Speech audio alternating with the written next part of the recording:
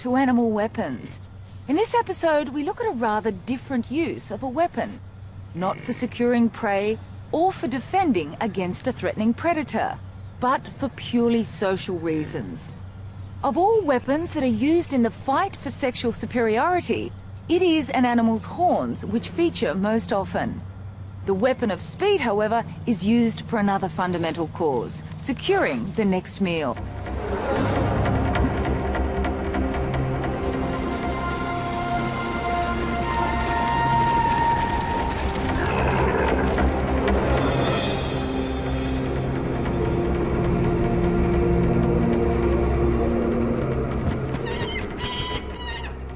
Well, of all creatures that use speed as a weapon, the peregrine falcon is the supreme master.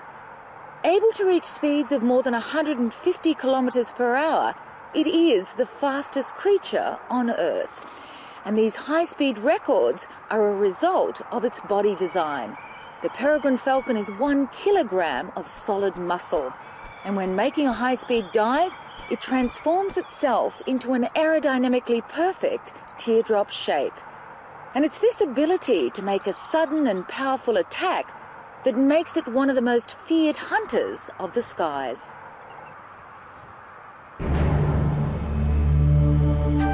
This king of the air displays one of nature's most magnificent designs.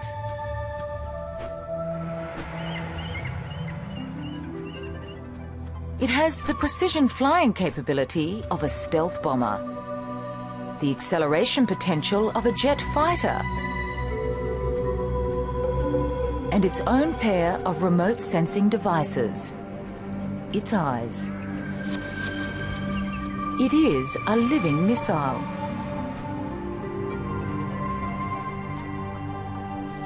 Speed and precision enable a rapid descent on its target, but not without risk.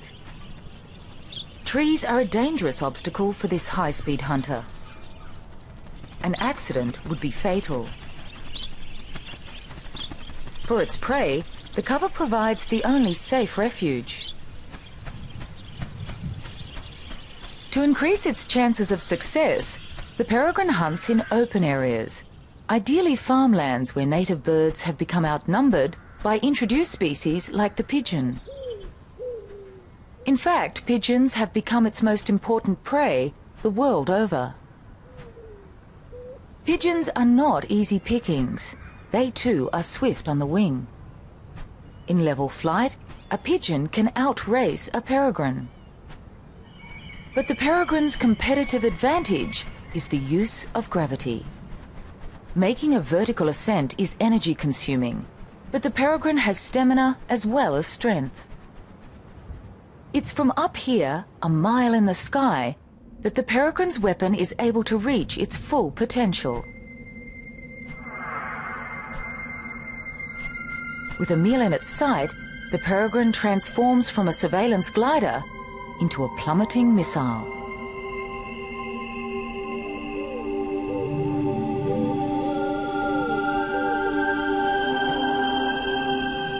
By tucking its wings against its body, the peregrine minimizes air resistance and drops out of the sky in staggering style. At the final moment before impact, the falcon levels out and strikes talons first.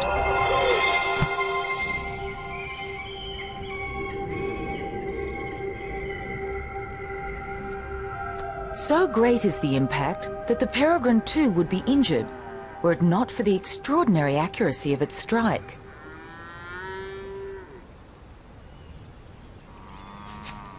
Despite their formidable speed and hunting prowess, only 1 in every 10 attacks results in a meal. It's an energy equation that every fast-moving creature must contend with, in whichever environment they live. Like all animals, predators that use speed as a weapon have a less than impeccable success rate. So, to increase your chances of success, you have to combine speed with other weapons of attack.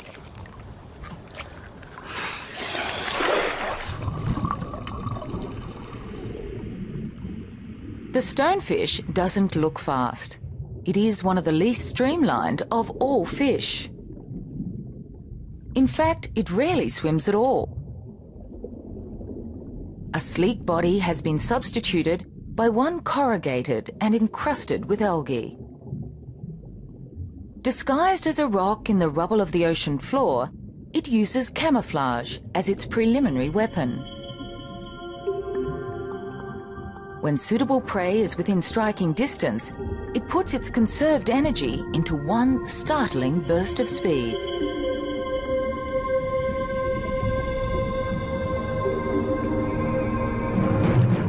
Within 1/25th of a second, its jaws lurch like a steel trap, engulfing its prey. But not every time.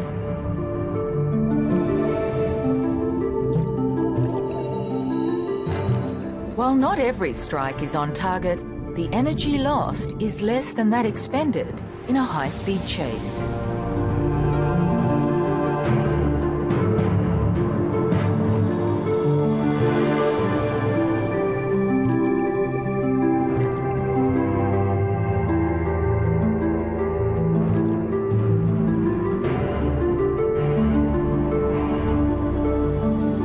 Reefs are among the most diverse and crowded of all ecosystems.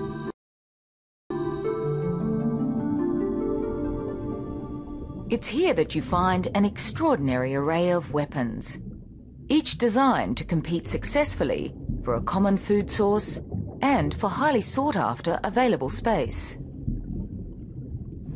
These coral reef shallows on the Great Barrier Reef are home to a killer that strikes with remarkable speed. Distantly related to the prawns and crabs, there are more than 400 species found the world over. With eyes more sophisticated than our own, and with a claw modified to become a high-speed hammer, it is the remarkable stomatopod or mantis shrimp. They are exceptional hunters, with forelimbs developed into highly specialized weapons to smash or spear their victims.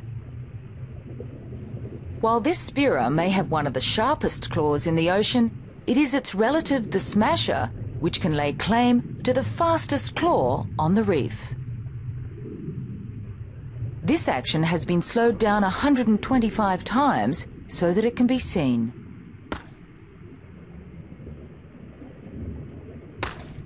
The smasher's claws function as high-speed hammers, cracking tough crab shells, opening up a food source that would otherwise be inaccessible.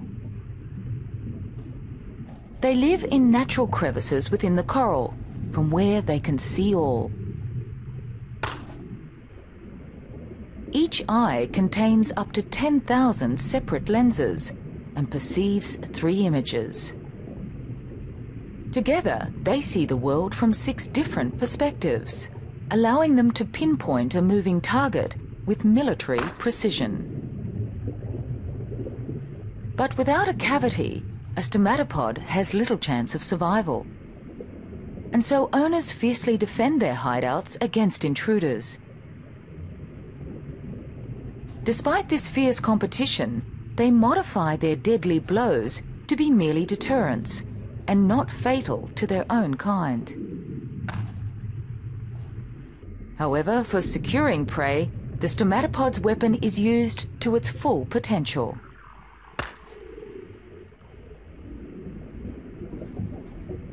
The smasher quickly sizes up its target and strikes with blinding speed.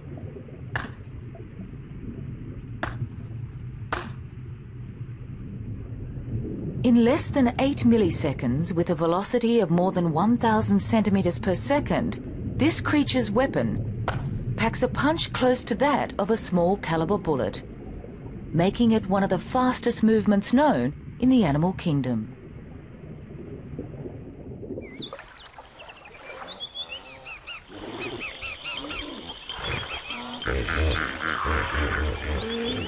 It is in Africa that we find the world's most spectacular collection of animals and their weapons.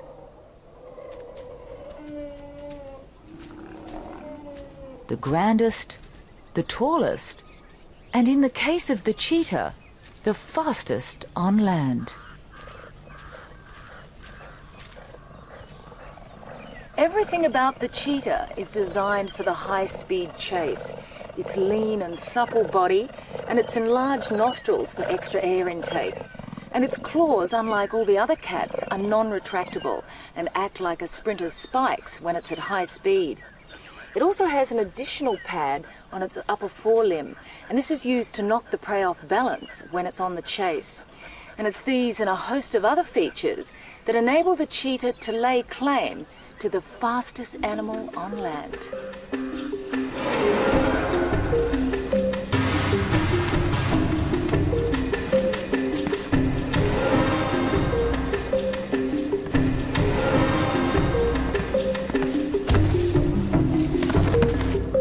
But speed is a weapon that comes at a price.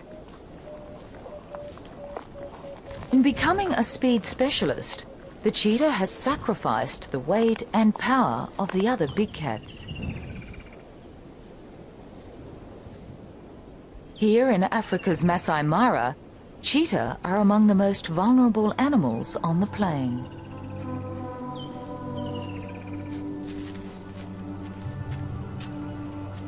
Cheetah are the lightweights of their league. They are only 1/3 the weight of a lion and easily overwhelmed by these super predators. Lions will kill cheetah whenever possible.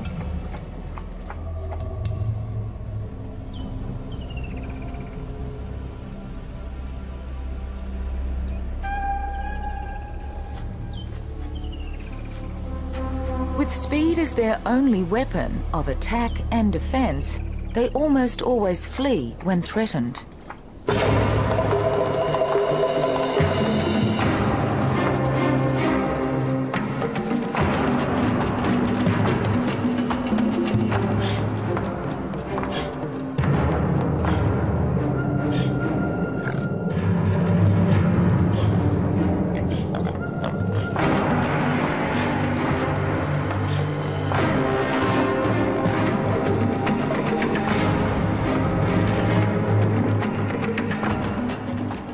Cheetah are not even able to defend their young.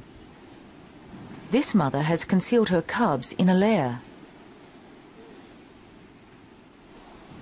But even there, they're not safe from the birds of prey.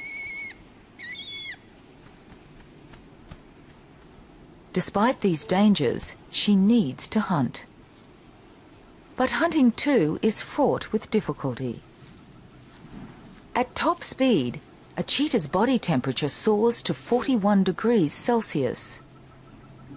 To sustain this temperature for over a minute or two would be fatal. Its valuable weapon has to be reserved for a short burst, and where there is a high chance of success. Here in the open savanna, her main prey is the Thompson's gazelle, the swiftest of all antelope. They are plentiful, but also wary. She must creep within 100 meters of her target if a pursuit is to be successful.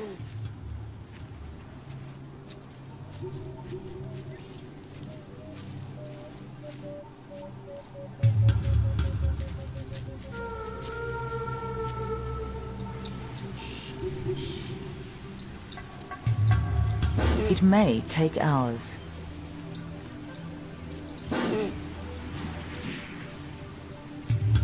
If noticed, she pauses and makes herself as inconspicuous as possible, patiently waiting for her next meal to be within that critical range.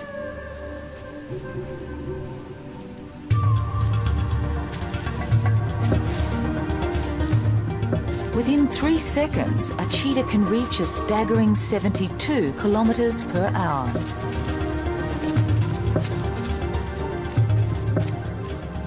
But energy conservation is of prime importance, and she must know when her chase is in vain.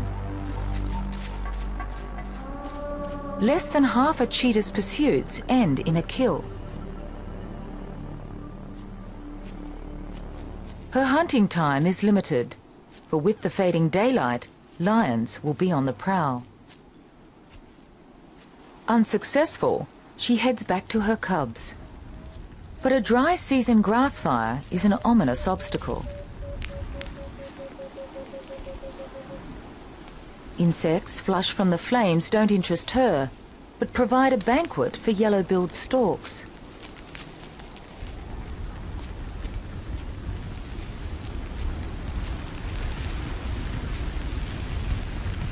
While the inferno complements the weapons of some, for her, it spells defeat.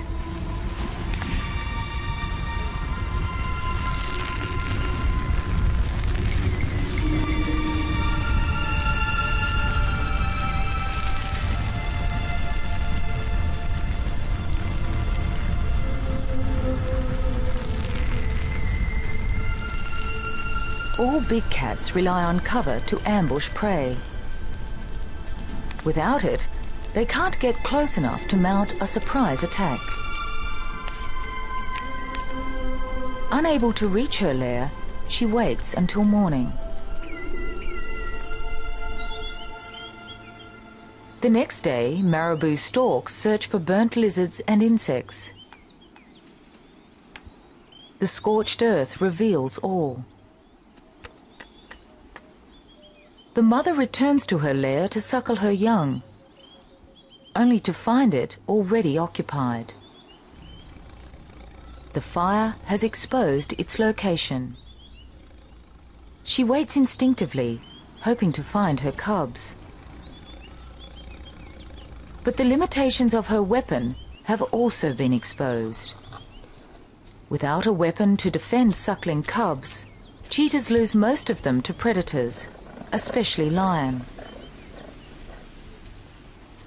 Her instinct to reunite with her litter overrides her own sense of safety.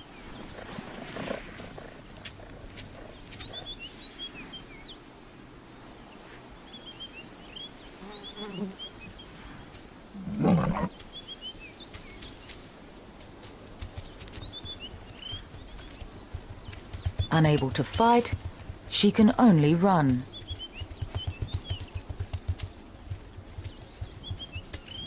Only speed saves her life. The lioness knows she will lose the race, for she can only attain half the speed of a cheetah.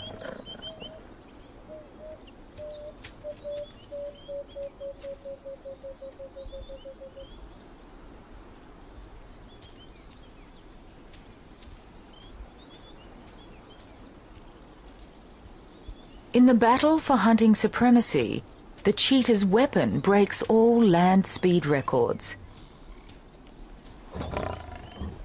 Yet it has made her cubs the ultimate victims of those whose weapons are not faster, but more powerful.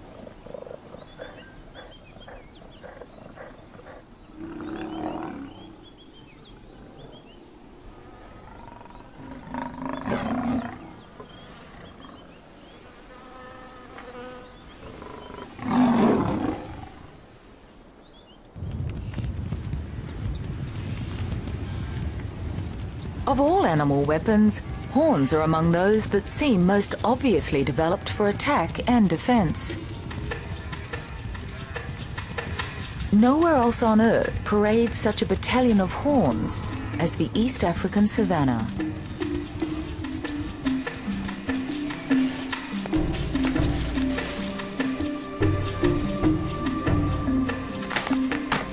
The plains echo to the clashing of horns.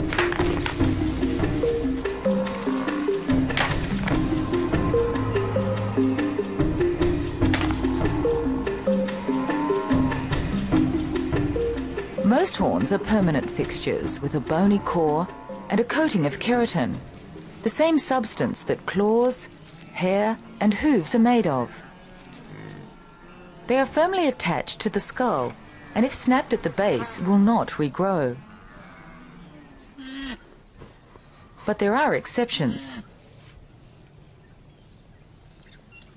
Well, of all animal horns, those of the rhino are probably the most unusual. Firstly, rather than being positioned on the crown of the head, they're right on the nose, And secondly, they're made of compacted hair bound together, but they still function as a very effective weapon, not only for defending their young, but for fighting among themselves. Rhinos are not highly social creatures, and while a resident bull rhino will defend its rights to a particular female and to a favourite mud wallow, rhino horns are most often used in defence against predators. Especially by mothers with calves.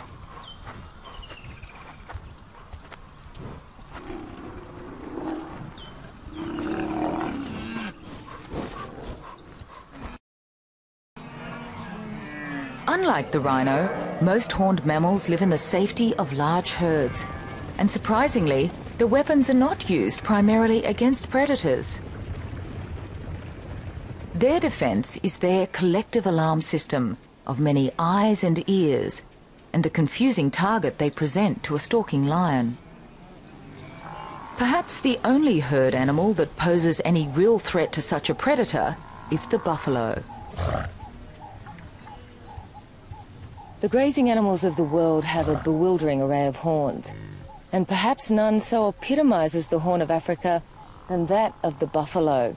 This is a big old male, and in the case of the males, their horns are used not only for defence against lions, but in challenging other males for the right for sexual supremacy. In fact, these battles for territory and for mating rights are the main reason why horns exist at all. Horns are put to use in a fundamental cause. They are the weapons used by males in the fight for mating rights. And at no time are they so spectacularly employed as during the breeding season. Battles like this are repeated year in and year out. Known as rutting, these rituals are prompted by a surge in hormone levels that are governed by day length.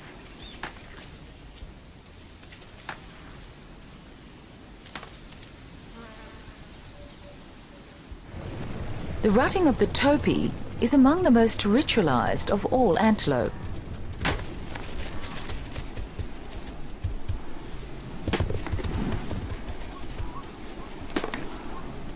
In serious challenges where males are evenly matched, the animals drop to their knees and horns interlock.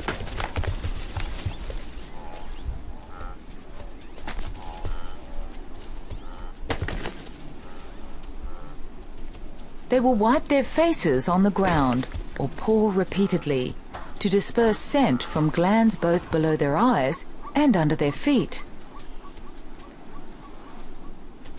The contest ends as suddenly as it began, but will be performed throughout the season until a victor is decided. Topi live in mixed female and male herds, where both sexes bear horns. In impala, it is only the male which bears horns and maintains an established territory. He must wait for migrating females to pass through his patch.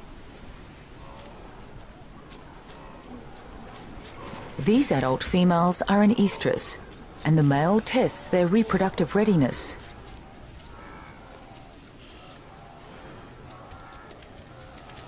He mates with those that are responsive. He is the dominant male and spends at least 25% of his time rounding up and mating with females.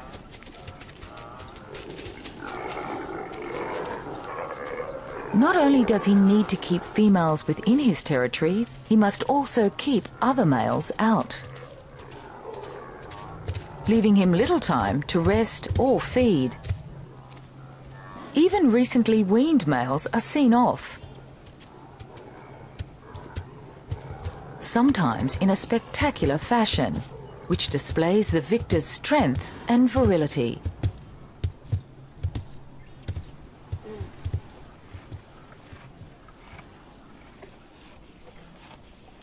Well, giraffes too have horns, and even though they're the only animal which is actually born with horns, their horns are more for decoration than for attack and defence, because when it comes to fighting, giraffes really use their heads. While the horns of the giraffe are reduced and not a prominent weapon, their long muscular necks are an effective substitute.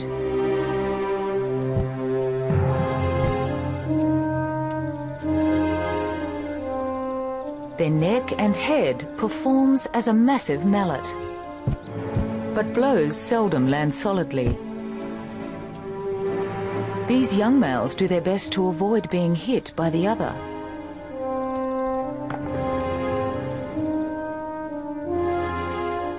The force of a solid blow is staggering. Yet this gracefully ritualized display of aggression rarely results in serious injury.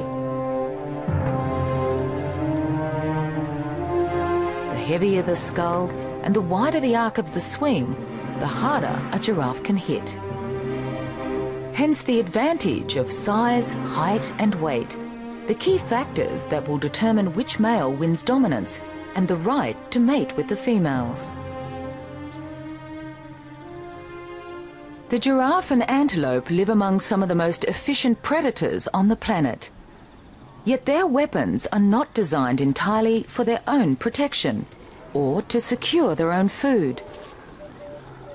It is the individual's contest to continue his lineage that determines the size, shape and function of his weaponry.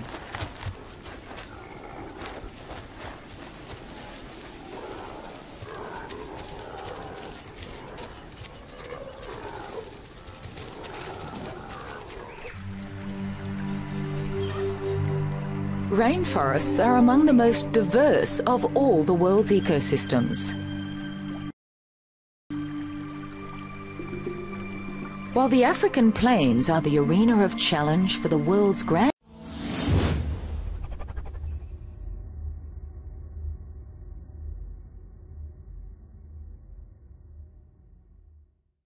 creatures, these Australian tropical forests are the battlegrounds of the mini-beasts.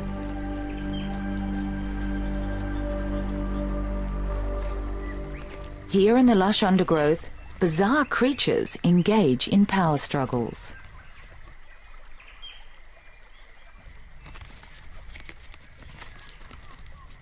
For most of the year, they live solitary and relatively uneventful lives. But this is the mating season, a time to challenge and conquer. They gather together in suits of shining armour, and with weapons of oversized proportions.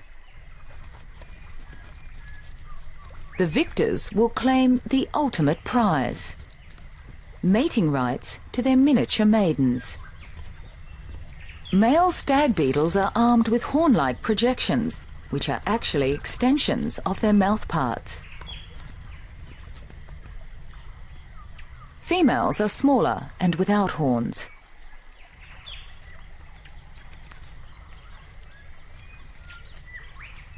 The presiding male has raised his antlers as a show of strength to the invading male.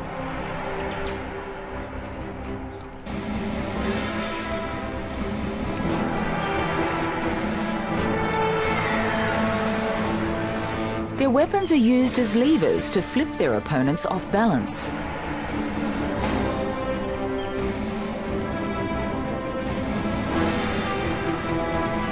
Those toppled to the ground are out of the contest, but will live to fight another season.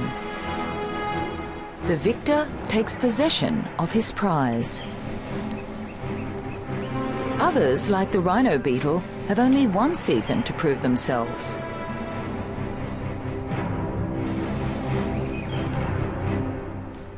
Well, like all insects, the rhinoceros beetle develops through different life stages until it becomes a fully formed adult. In fact, it spends more of its life like this as a grub than it does like this as an adult.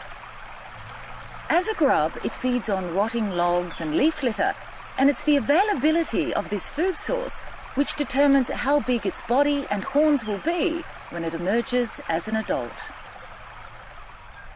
When food is plentiful, their larval development is extended, resulting in larger horn and body size.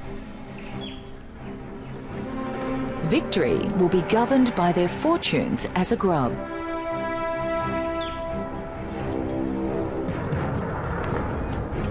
In most cases, large horns are the key to success. They are able to lift 850 times their own weight.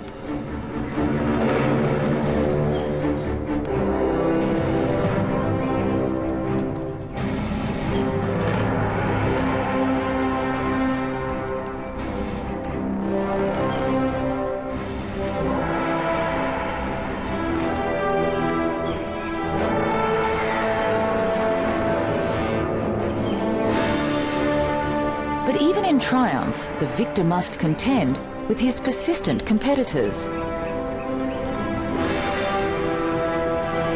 Even as his paternity hangs in the balance.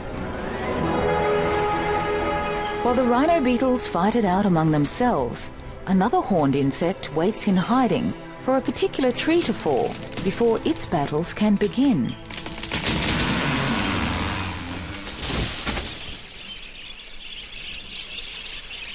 A white mahogany tree falls and begins its process of decay.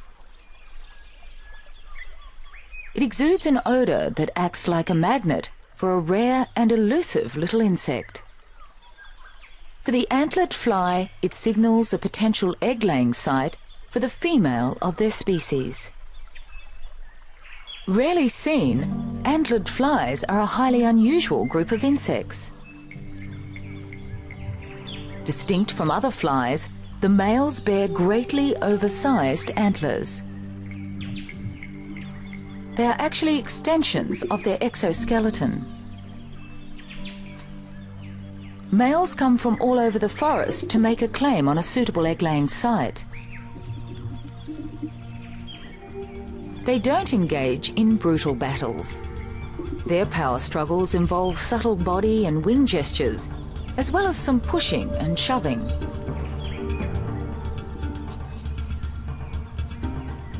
A male that is clearly inferior in size simply makes an appearance and flies off without a challenge. This is known as an intrusion. More evenly matched males linger, flick their wings, and sway their bodies. If two males are evenly matched, their posturing culminates in the interlocking of horns and head-on combat. They push against each other, their antlers interlocked, and rise up on the tips of their middle and hind legs. This usually only lasts for a few seconds before one of the males is overpowered and retreats.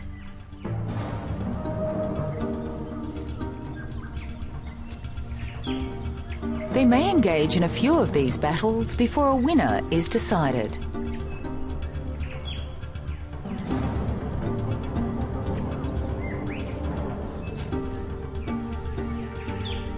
Battles become complicated by the arrival of a female. Her foremost concern is finding a suitable location to lay her eggs. Usually the exact site that the male is guarding. She may have already mated, but this doesn't stop the presiding male from mating with her again. But even while the pair are mating, other males make challenges.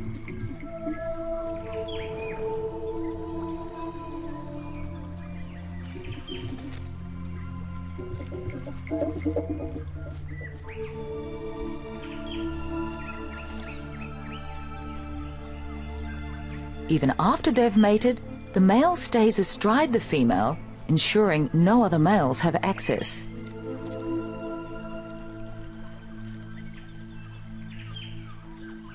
She inserts her ovipositor beneath the bark and lays her egg clutch. While she lays, the presiding male continues his guard. For the antlered fly, the size of his antlers are his passport to paternity.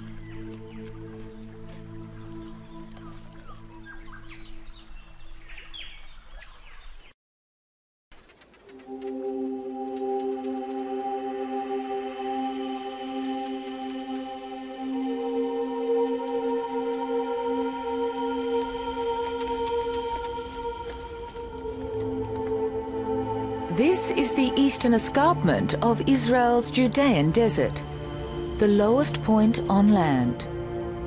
And like any desert, it appears lifeless, but looks can be deceiving, for this is one of the favourite haunts of a wild species of goat known as the ibex. And if you happen to be here at the right time of year and the right time of day, you may be lucky enough to witness one of the spectacular displays of male rivalry.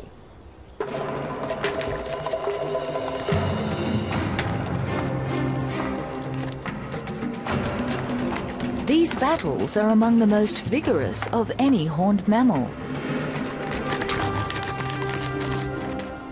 The force of a full horn impact is equal to 4 tons of pressure.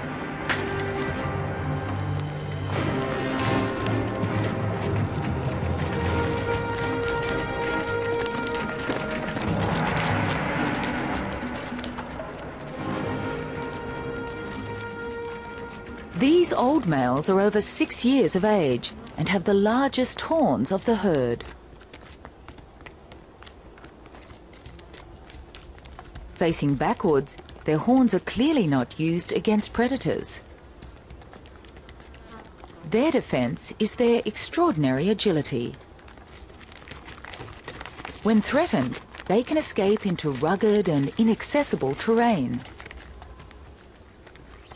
Their sponge-like hooves are able to grip rocks, where a single slip could mean death or severe injury.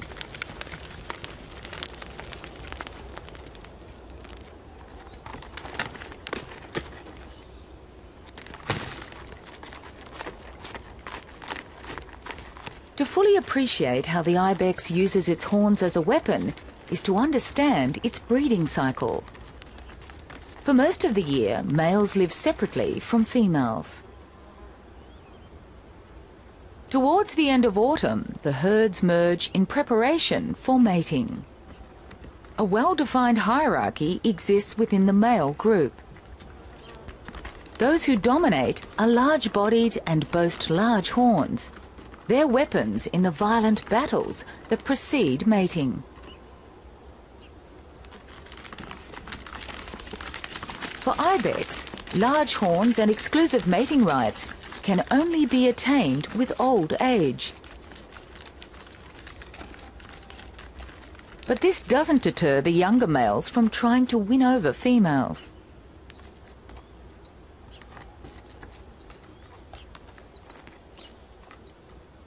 With necks lowered and tongues outstretched, they test the reproductive readiness of the females by tasting airborne hormonal levels. Females prefer to mate with old males and will ignore the approaches of those that are unsuitable.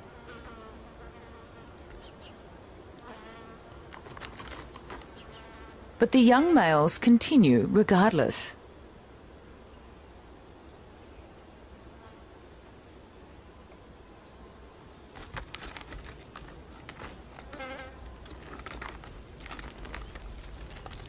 While ibex horns grow throughout life, they slow their growth on maturity and stop growing altogether in the breeding season. This may be because males expend a lot of energy and eat little, or perhaps it's a result of changing hormonal levels.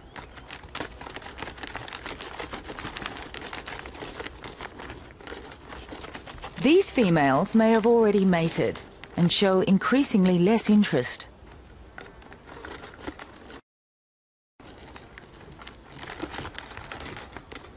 By the end of the rut, the males regroup and recover from the exhausting 6-week rutting and mating period.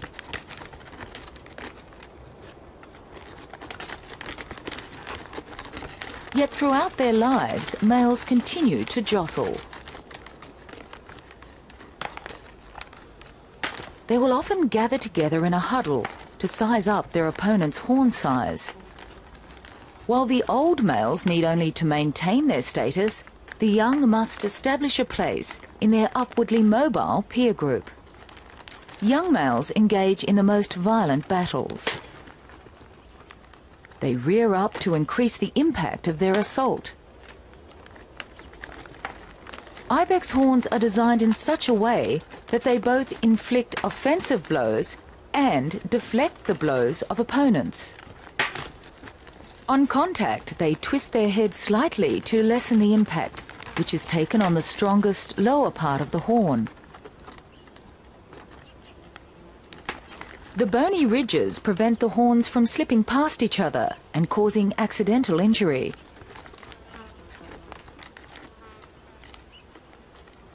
Some battles do result in broken horns and wounds, but the greatest damage is that caused to the male's social status, denial of the right to mate with females. While old males engage in fighting more often, it is more ritualized and less energetic. They have the advantage of experience and use their weapons sparingly. Ironically, once old males reach their sexual zenith, they become the most vulnerable. Their heavy bodies and greatly oversized horns reduce their agility. This not only increases their chances of serious injury on the slopes, but also makes them prime targets for predators. They're forced to move with less speed and greater caution. While the success of their weapon now jeopardizes their own survival, they have ensured the proliferation of their own offspring. A dominant male's reign may only last a few seasons before one of his subordinates succeeds in taking the top position.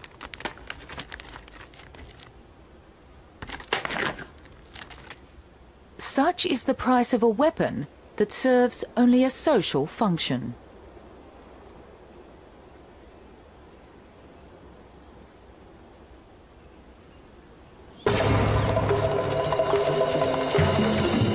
While the weapon of speed is used primarily for securing prey, horns play a completely different role in an animal's life, but one that is equally important.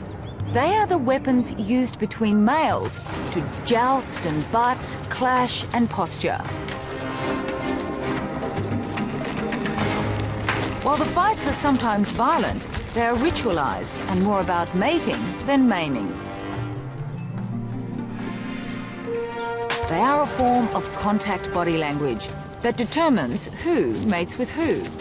The larger horned victors pass on their genes at the expense of males less well endowed.